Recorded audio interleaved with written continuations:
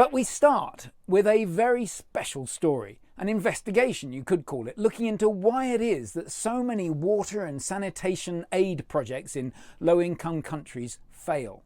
Why is it that despite the well-meaning and generous efforts of donors, many of the newly built assets are abandoned, left for scrap, often just months after they were constructed? Now, we have some direct experience of this within Isle. When we formed Isle, my wife and I decided that we would donate 25% of the profits that we made to water and sanitation projects. We gave money to charities and we directly funded specific projects.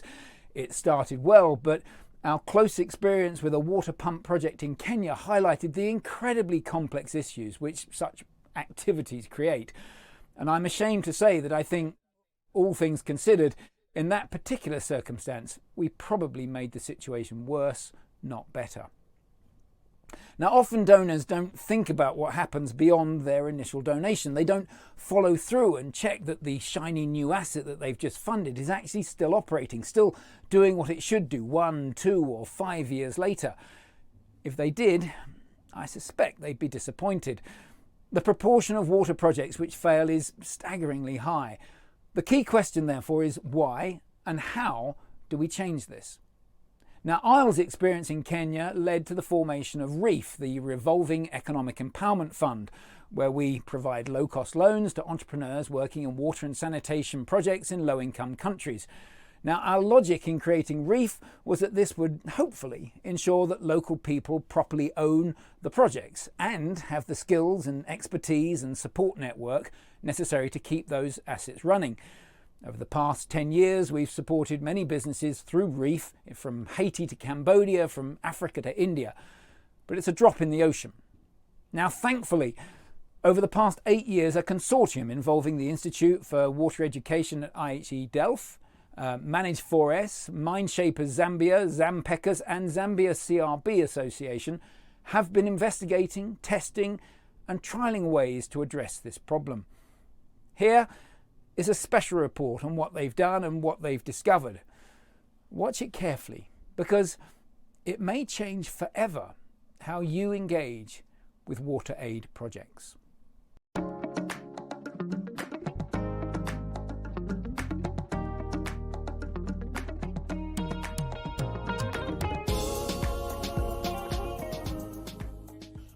Kina Claudia Kashandula, mamuzi monizi kumwa Ilwendo, village, area Kimtema. Kina Emmanuel Chihuela, mwanangu wese mamuzi wakasauli. Mazalo akalile kuwa eza mikopano yao na 2010, kwa 2010 hato kwenda kwenye 2017. Menunyanda, kuya kwa mesi, kwa nuka, likwena niona, yaifamata. Vave akala nikao, vave amatanki ni masola. Masola avasika avea hante. Vave ile umaswe kuli kufumana mesiko nji kwa ma 15. Uli vonavalu kuti seza kulivelela ze mukanyanda beta muikesese lusinganyikile ne lukopanisa tushiereni peto kali tonolo lufumani ka injini kakuwotela tafule ya masola. Chechi CS kwa teni kikandu kakuyahela fapo.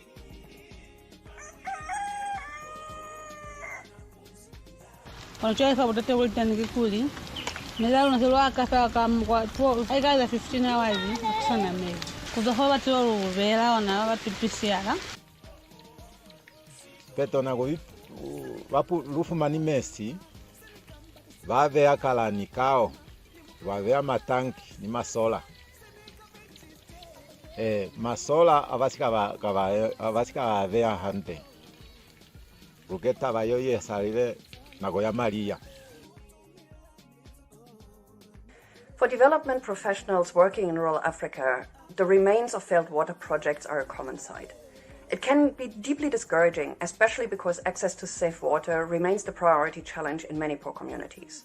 Impact studies commonly list lack of local ownership as key factor leading to unsustainable investments.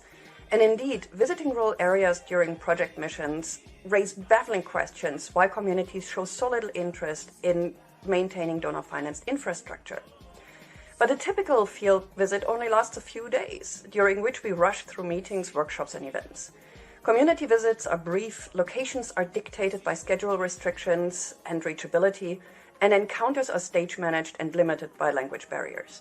The work presented in this video takes place in a country that recognizes 72 different languages, a single district can cover more than 1,000 square kilometers, and flooding cuts off hundreds of villages from outside access for 3 to 4 months a year. Only deep engagement teaches how many project investments turn into relics for a reason. Neglect results not just from attitude and lacking capacity, but reflects projects that were irrelevant to begin with or implemented with serious flaws. However, one flaw of development projects, maybe even more critical, is the fact that projects do not have to deal with the consequences of failure or costs they incur. Once a project ends, organizations rarely have something to offer to a community that calls to fix a problem. We just move on. Nakakuba community neruiziba neke katengo kakafiti zete omulemezi nelubabuleze polisi kebaya hulu fa fast track wakensa kulimeza kayo banidizwai konone basika otwelakelezo yaluna ni kima pipe silimo lwabanga nibutata bakupumbula mapipe yaluna wakensa kulimeza alizwai yale ati banga mapipe luna kakuba community lwasinyehelwanga wakensa butata avo konzi mina kuvatafela mukwa wakuyesesa aivalukataha kuchinja masola kakupo yalunafela kamakeke yalunafela. Sustainable investment needs communities able to negotiate with projects implemented in their space and then disconnect infrastructure assets from the bilateral relationship with that particular project. But how do we get there? A group of grassroots activists and development professionals spent the last 6 years investigating in Western Zambia how we can change the dynamic between poor communities and expert-driven projects. 2 insights stood out. First, many communities do not believe that autonomous initiative is even a possibility. They seem almost conditioned to wait for assistance. Second, communities have headmen and often a multitude of committees, but that does not mean that there is institutionalized decision-making about what is good for the community. Many committees are formed for and around investments by projects, but they often stay isolated. That means they never turn into the type of social institution able to carry a mandate for owning and maintaining infrastructure. Village activation challenges communities to start a conversation about where they want to go.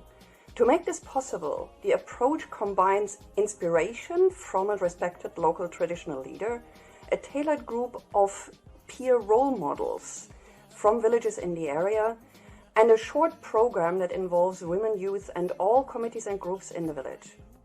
The goal is to discover what is desired and possible with available resources when there is no distraction from an outside party with their own agenda. Which means that maybe the most important aspect of village activation is a strict policy to hide any and all involvement from donors, experts, and NGOs. Presenting community leaders with their idea to decide on their own agenda created a strong positive response. For all the villages, it was a new challenge to organize this kind of meetings by themselves. Many doubted they have the resources to do anything, but learning what people like them had achieved created a lot of energy and activity.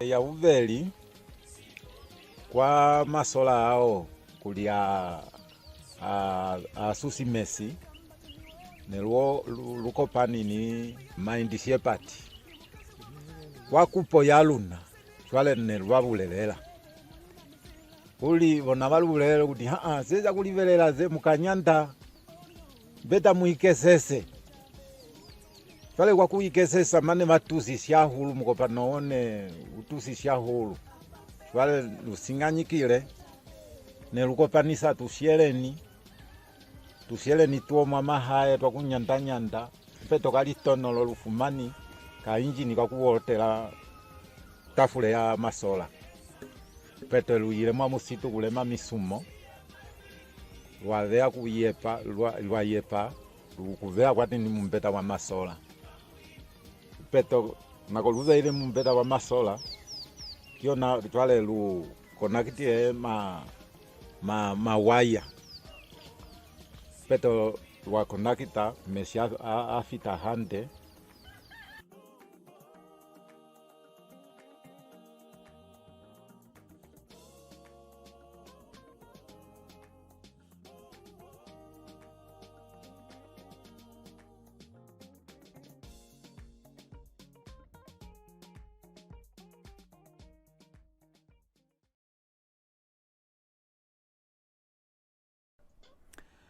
Now, wasn't that incredible?